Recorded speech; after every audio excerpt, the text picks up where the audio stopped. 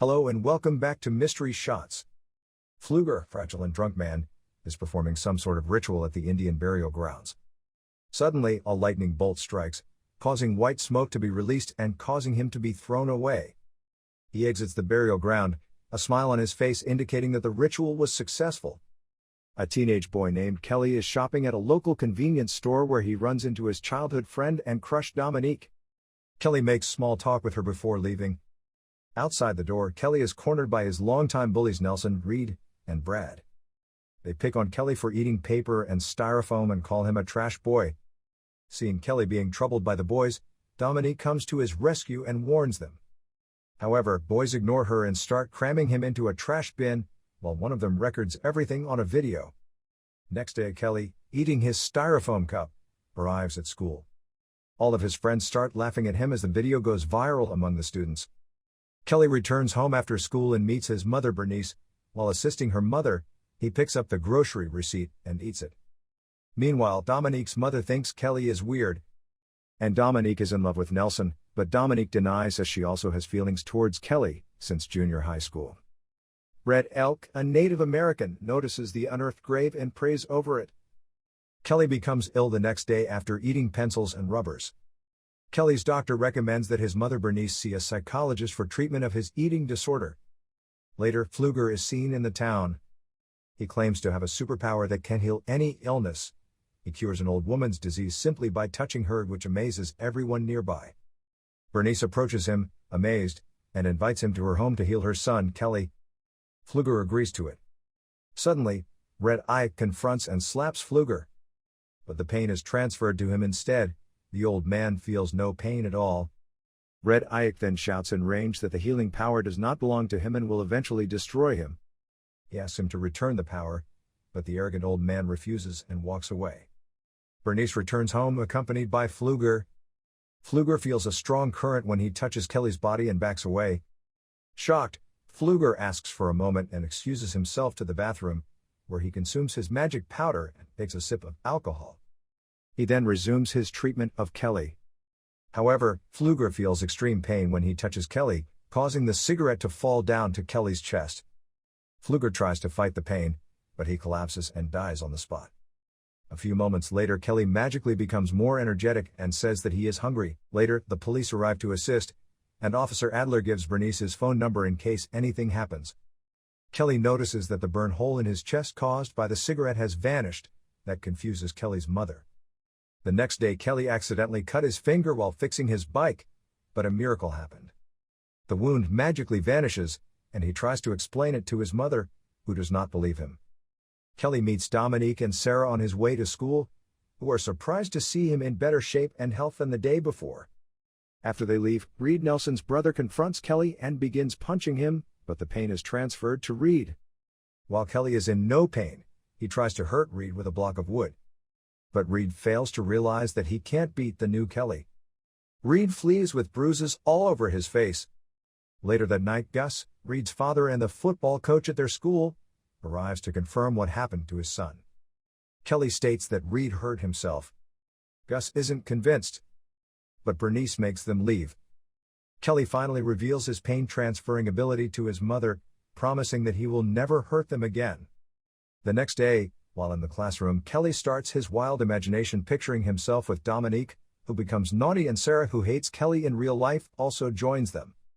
Surprisingly, the sensation from the imagination also affects Dominique and Sarah in real life, causing Sarah to scream in pleasure. Later, at a campfire gathering, the boys attempt to disturb and seduce Dominique. But this time Kelly appears and defends her. They were about to fight when Gus arrived and separated them.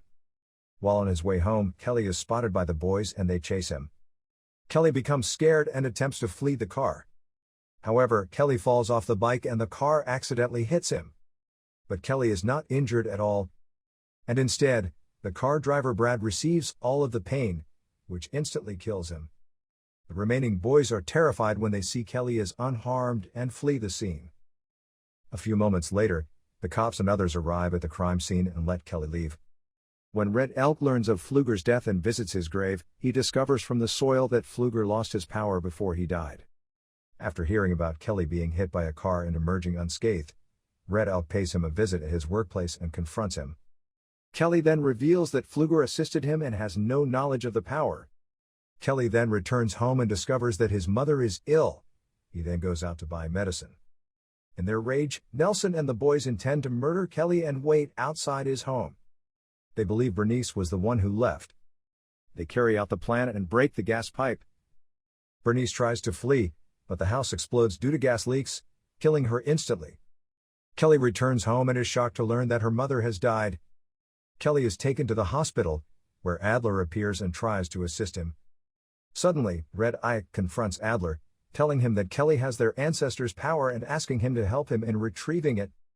Dominique stands by Kelly at his mother's funeral, comforting him when he tears up. Kelly reveals his plans to leave town and get away from everything. Dominique becomes emotional. The two then kiss and are struck by a strange sensation.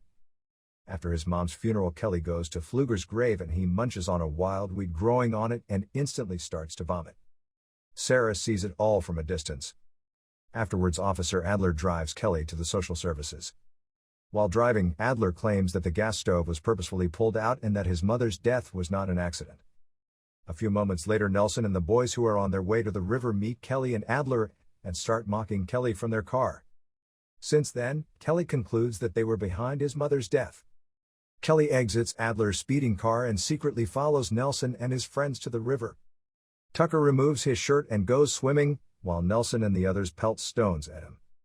Kelly grabs Tucker's shirt and eats a piece of it before strangling himself with it, causing Tucker to struggle to breathe and stay afloat.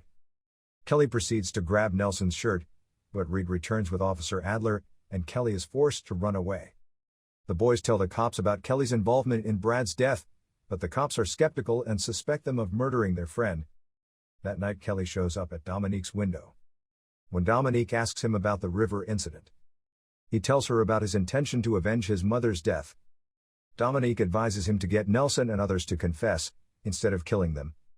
Kelly agrees, and they make love passionately. The next day, Kelly shows up in chemistry class and purposefully irritates Tony in order to get him to confess to murdering Bernice. Nelson manages to calm Tony down, but Tony is enraged and pours a chemical solution in Kelly's face, which burns Tony instead. And immediately kills him. The girls are stunned, and Kelly flees. That night, Sarah approaches Nelson and tells him about what she saw at the funeral. They go to Pfluger's grave and harvest the plant that caused Kelly to suffer earlier. Nelson prepares and stores the solution in an extinguisher. The next day, Adler finds the gust chains that were used to get gas leaked in Kelly's home.